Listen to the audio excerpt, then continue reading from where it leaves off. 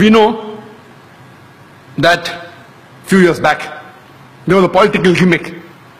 The BABRI Masjid and JANAM Bhooomi issue. You know BABRI Masjid, JANAM Bhooomi issue in Ayodhya. I would like to know how many of us Muslims and Hindus knew about BABRI Masjid and JANAM Bhooomi before the politicians made it a gimmick. How many of us knew? I had never heard of this BABRI Masjid. And when I asked the common Hindu, he had never heard of this. Only after the politicians made it a political gimmick, people knew about it. And we know on the 6th of December 1992, they wanted to have a big procession, a gathering at this site. The Supreme Court had explicitly said that no gathering anywhere close to the disputed site. A group of politicians, they make it a political gimmick of Ram Janmabhoomi issue and the BABRI Masjid issue. They want to gather on 6th of December. The ruling politicians know very well that they have the Supreme Court backing. They could have easily stopped the gathering, easily. But then they think, if I stop, I may lose vote. So they let the gathering take place. The gathering takes place, and then they say, spontaneously, the thousands of cars were gathered there. Spontaneously, the BABRI Masjid was destroyed, spontaneously. You know, there was live recording on the various satellite channels. We know that with trishuls and lathis, how can you get down a structure? Is it possible? No. They had planted explosives. With this pre-planned act, that planted explosives, anyone can see. You don't have to be a specialist of military. You can see it with your eyes. That explosive was planted, and that's how the structure came down. Can the structure come down with lathis and trishuls? Maybe George Bush saw this. 6th December 1992, that's how he had conducted the inside job of 11th September. Time does not permit me to speak about the inside job. That requires a lecture by itself. Inside job of 11th September. Many Americans have spoken about that. Maybe he saw it and he got the idea that let's conduct in New York also. Later on, what happens? This emerges into riots. Throughout the country, there were riots. It is the largest riot after partition in the whole country, where tens of thousands of innocent human beings were killed, mainly Muslims. Who's to blame? The innocent Indians. They are instigated by the politicians. Fight, kill the opposite religion people. Instigated, innocent people, they get instigated and they do the act. We know that even in Bombay, one of the cities that was maximum affected was Bombay. Even during partition, the riots that took place in Bombay was the worst in the history of Bombay. Even during partition, so many people were not killed as during the December 92 and January 93 riots. The police, if they wanted, they could have easily prevented the riot, very easy. With the backing of the reserve police, with the backing of the military, easily they could have done it. But they did not do it. Most of them were silent spectators. Some were good, they tried, but they were in a minority. Majority were silent spectators, some were party to it. I am aware that even the police is controlled by the politicians. So the police wants to do something, the politicians come in between. So the blame goes back to the politicians.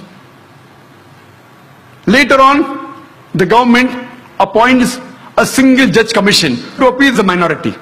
And they appointed Justice Sri Krishna. It was famously called as the Sri Krishna Commission. And we know that Justice Sri Krishna, he was and is a devout and a practicing Hindu.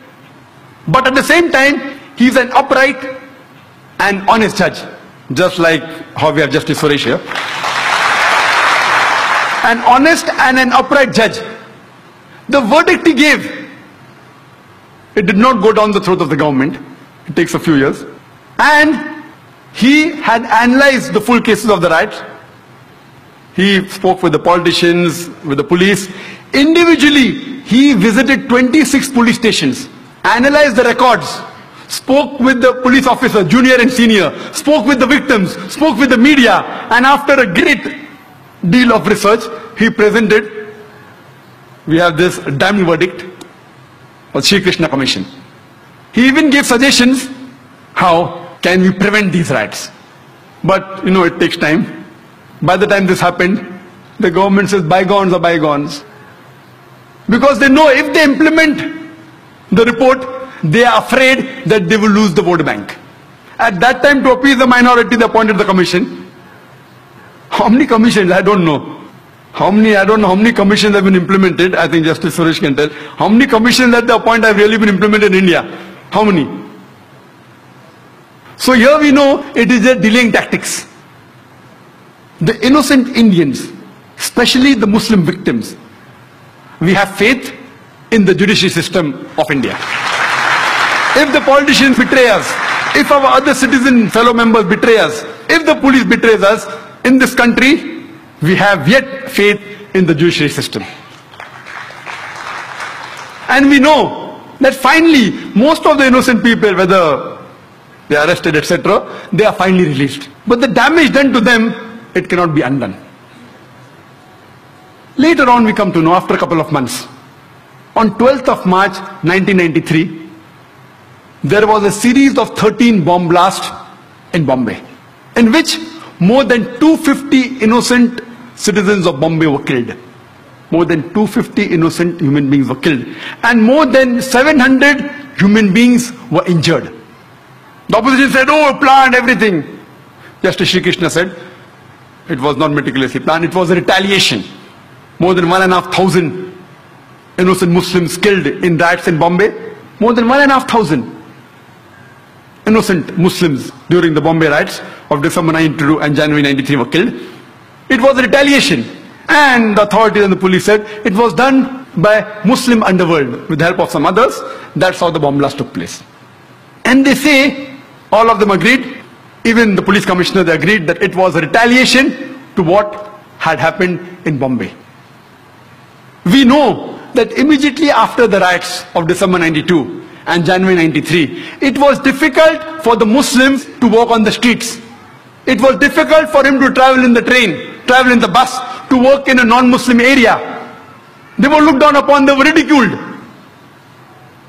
Immediately after 12th March 93 bomb blast, those scenario changes. Most of the Muslims, they know that killing innocent people is prohibited. Yet, they had a soft corner for these people who did the bomb blast. They were happy internally. In Islam, two wrongs don't make a right. Islam condemns this act. Killing innocent human being is to be condemned. You cannot kill innocent human being if somebody else has done injustice to you. You can't kill a third person even if you belong to the same community. Islam prohibits that. Whoever did it, whether Muslims or non-Muslims, whoever killed more than 250 innocent human beings on 12th March 1993, Islam condemns it. Most of the Muslims knew that killing innocent people is haram, it is prohibited, yet they were internally happy. But you cannot use wrong means to reach a right goal. You cannot. Islam does not permit that you use the wrong method to reach a right goal. There cannot be any justification. We realize that Muslims are harassed, they were tortured, they were killed, but you can't justify the killing of innocent human beings. Imagine the family of those more than 250 innocent human beings. When they come to know that the Muslims have killed us, they will think, what kind of religion is this? What wrong did they do? Did they harass you? The person who has harassed you, if you catch him and put him to trial and he is the culprit and you punish him, no problem. All religions will give you permission. The innocent people killed on the street, what wrong they did to you? Imagine he will become a permanent enemy of Islam. Islam does not justify the killing of any innocent human being. It is to be condemned. When we realize the chain of sequence of events, who is to be blamed? We come to know that prevention is better than cure. Who is to be blamed? When we see the sequence of events, we come to know that if the opposition politicians, the politician from the opposition party, if they would not have used BABRI Masjid and JANAM BHOOMI issue as a political plank, the Bombay bomb blast in 93 would have taken place. Later on, the politicians in power, they could have easily prevented the gathering. They could have easily prevented the destruction of the BABRI Masjid. Easily. They had the Supreme Court verdict. They had the military, they had the police, but they were afraid that if we do it, we lose vote bank, so they let the destruction take place. Second people responsible are the politicians in power. Third people, the innocent Indians, they are instigated against the minority. And they involve in killing of thousands of innocent Muslims. They are too responsible. But they are innocent people. Fourth people responsible is the police. The police could have easily prevented the riots in Bombay or anywhere in India, easily. The normal civilians, we are military trained. We cannot fight with the police. It's easy. It's very easy for the police of any city, especially Bombay, to prevent the riots. Very easy. Preventing terrorist attacks is difficult. I'll come to it later on. But riots is very easy. Easy. But they didn't do it. Some were afraid. There were a few who went out of the way and helped the innocent victims. But the majority were silent spectators. Some even were party to it. Some who were silent spectators, they were afraid that if we went against the politician, we would have been transferred. They too are to be blamed. Fourth people to be blamed are the police. Fifth, last but not the least, the people who committed the bomb blast. Islam does not give permission to use wrong means to reach the right goal. All five categories are to be equally blamed. If you want to stop terrorist attacks, go to the root cause. Stop the injustice. Stop the wrong done to a particular group of people and terrorism will stop.